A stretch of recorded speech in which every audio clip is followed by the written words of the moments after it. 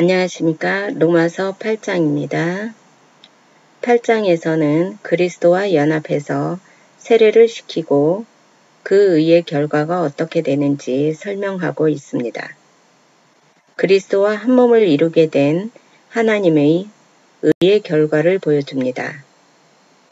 하나님의 의의 결과는 정죄함이 없고 양자가 되고 하나님을 영화롭게 합니다. 영광된 모습으로 천국으로 갈 수 있도록 거룩하게 되었다는 것입니다. 왜냐하면 거룩하지 않으면 하나님 앞에 설 수 없기 때문입니다. 언제 영화롭게 되었나요? 8장 1절부터 보도록 하겠습니다. 8장 1절에 그러므로 이제 그리스도 예수 안에 있는 자에게는 결코 정죄함이 없나니 그러므로는 하나님을 섬기는 마음과 죄를 섬기는 두 마음이 있어 고통을 받고 있던 바울에게 거듭난 자만이 하나님의 법을 섬기기 때문에 나의 속사람은 하나님의 법을 섬긴다. 내 마음은 하나님의 법을 섬기니 난 거듭난 자로서 예수 그리스도로 말미암아 비록 죄를 섬기는 마음이 있다 하더라도 약속을 받은 마음은 하나님만 섬긴다. 하나님을 섬기는 마음이 있다는 것은 피동적으로 거듭나게 했기 때문에 하나님께 감사할 수밖에 없습니다. 예수 안에 있는 자에게는 정죄함이 없다.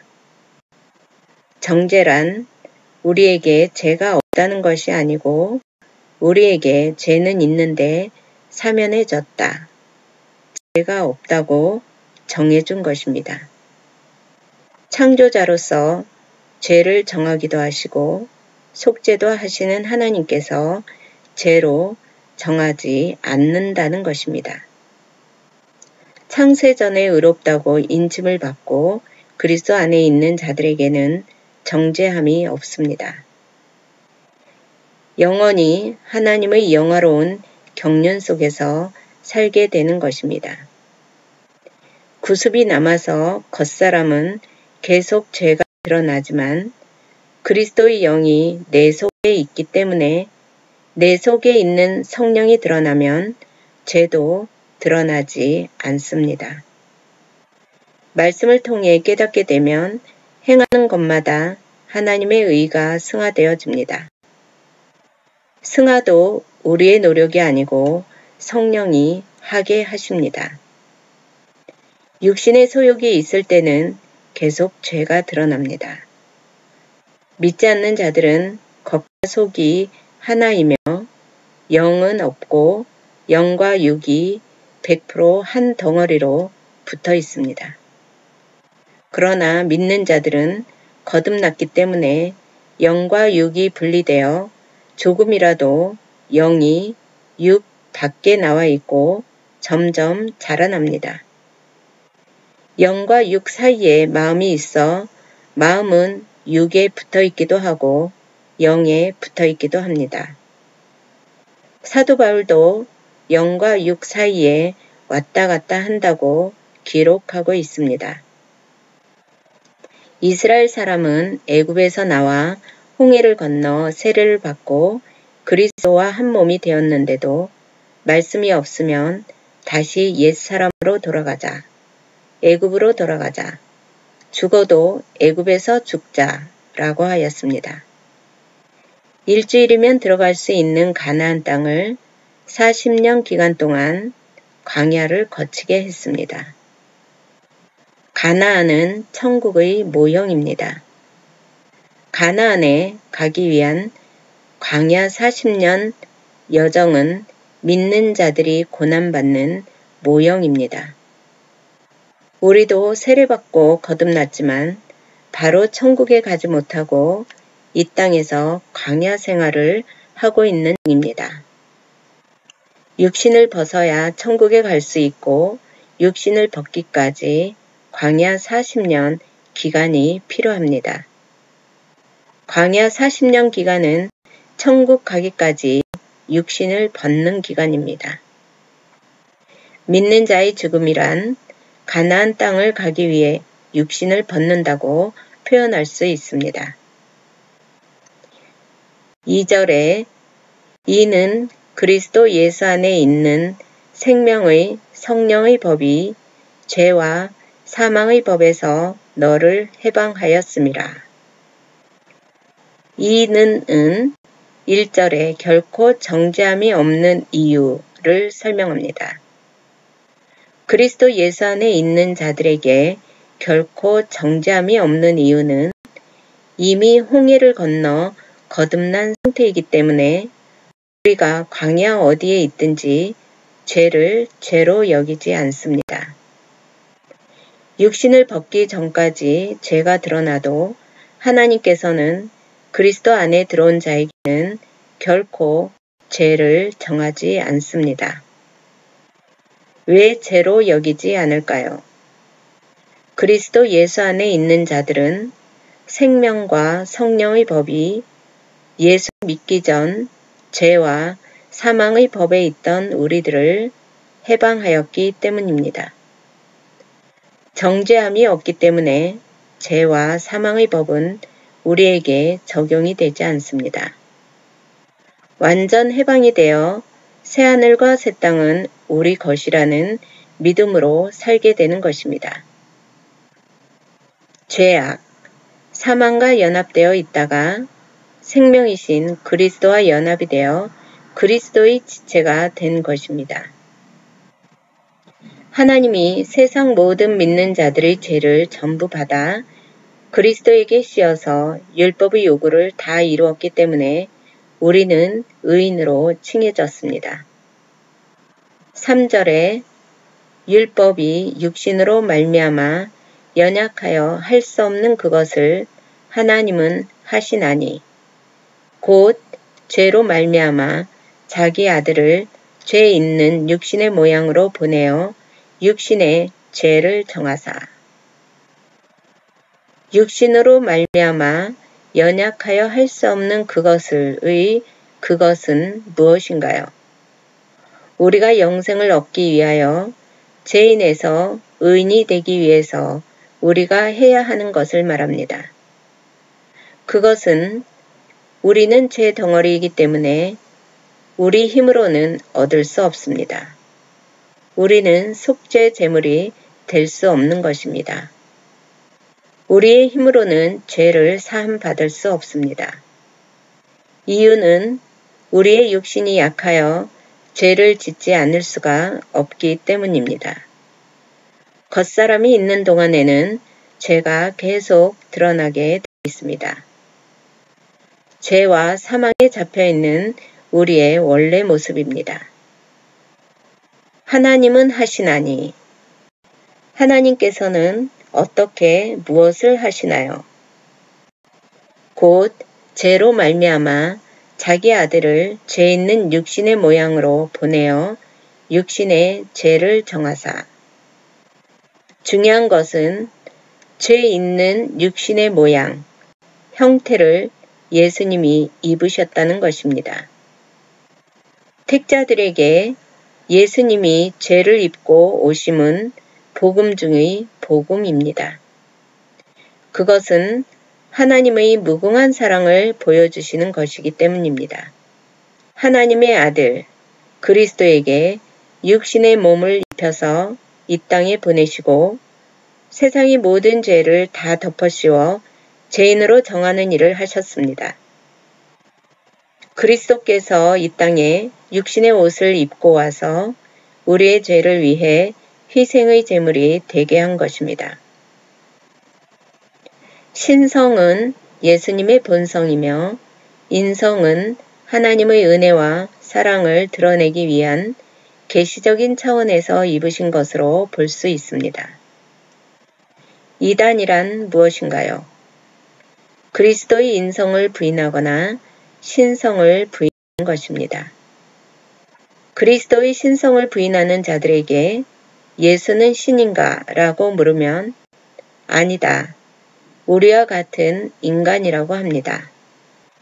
다만 석가모니 공자처럼 인간 중에서 가장 깨끗한 성인이라고 합니다.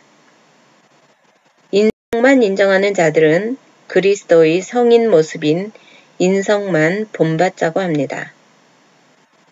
자유주의 신학자들은 그리스도의 신성은 부인하고 인성만 강조하면서 착하게 살면 누구나 구원을 받는다라고 합니다. 한편 신성만 주장하는 자들은 인성을 부인하는 신비주의 자들입니다. 그 외 교리적인 차이를 가진 것은 이단이라 볼 수 없습니다. 성경은 근본적으로 하나님의 자기 계시를 위한 말씀입니다. 그러므로 성경의 모든 용어와 개념들은 하나님이 어떠하신 분이신가를 드러내기 위해 사용됩니다. 4절에 육신을 따르지 않고 그 영을 따라 행하는 우리에게 율법의 요구가 이루어지게 하려 하심이니라. 율법의 요구는 무엇인가요? 율법은 우리에게 너는 죄인이다, 죄인이다 라고 정죄하여 사망을 요구합니다. 율법은 우리를 살리는 법이 아니고 우리를 죄인이라고 못 박고 죄인이기 때문에 죽으라고 하는 것입니다. 율법을 통해 우리에게 죄를 덮어 씌워버리기 때문에 율법으로 인해 우리는 죽을 수밖에 없습니다. 그러나 육신을 따르지 않고 영을 따라 행하는 우리에게는 그리스도가 모든 율법의 요구를 다 이루었습니다. 구약의 율법이 그리스도 사건으로 이미 완성되므로 신약의 성도는 율법으로부터 벗어나 그리스도 안에 있게 되었습니다.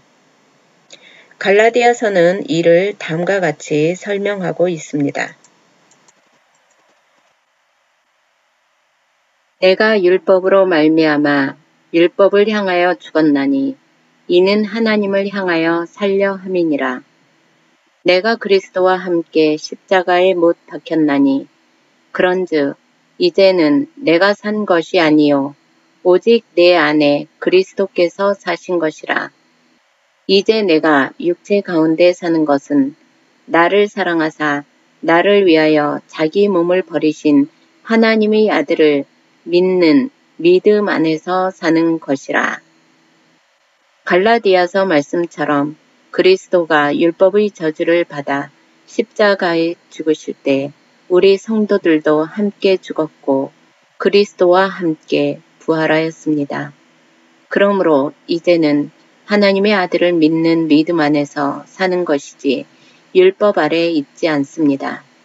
그런 신약 성도를 다시 구약적인 율법 아래로 끌고 들어가는 것은 성경적이지 않습니다. 더 나아가서 성령이 오신 이유를 약화시키는 신학적 오류입니다. 신학시대 성도는 그리스도의 십자가 사건과 부활로 말미암아 외적 규범의 언약과 저주에서 완전히 벗어났습니다. 이제는 성령께서 그리스도 사건을 통해 드러난 무궁한 하나님의 사랑을 깨닫게 하므로 점차 거룩한 삶을 살아가게 하십니다. 그래서 육신의 속에서 점차 벗어나 속 사람이 변화하며 신비에 새긴 법을 이루게 됩니다. 5절에 육신을 따르는 자는 육신의 일을, 영을 따르는 자는 영의 일을 생각하나니. 육체 가운데 있는 것은 죄악 속에 있으므로 죄악이 나오고 성령을 따르는 것은 생명의 일을 생각하게 됩니다. 성령을 따르지 않는 한 육체를 따라 살아가게 됩니다. 6절에 육신의 생각은 사망이요 영의 생각은 생명과 평안이니라. 평안은 세상적인 육신의 편안함과 전혀 다릅니다. 세상의 권력, 명예, 물질로 하나님과 떨어져 죄악에 묶여 사는 것을 세상에서는 편안이라고 하고 성경은 죄라고 합니다. 사도 바울은 언제나 고난과 힘이 들었지만 평안하다고 말했습니다. 성경의 평안은 예수와 연결된 상태를 말합니다. 환경이 주는 편안이 아니고 예수와 연결되었기 때문에 어떠한 사망이나 위험, 칼도 그리스도와 끊을 수 없는 것을 믿는 것이 평안입니다. 예수와 연합된 평안입니다. 주위에서 우는 사자같이 달려들어도 항상 평안합니다. 7절에 육신의 생각은 하나님과 원수가 되나니 이는 하나님의 법에 굴복하지 아니할 뿐 아니라 할 수도 없음이라.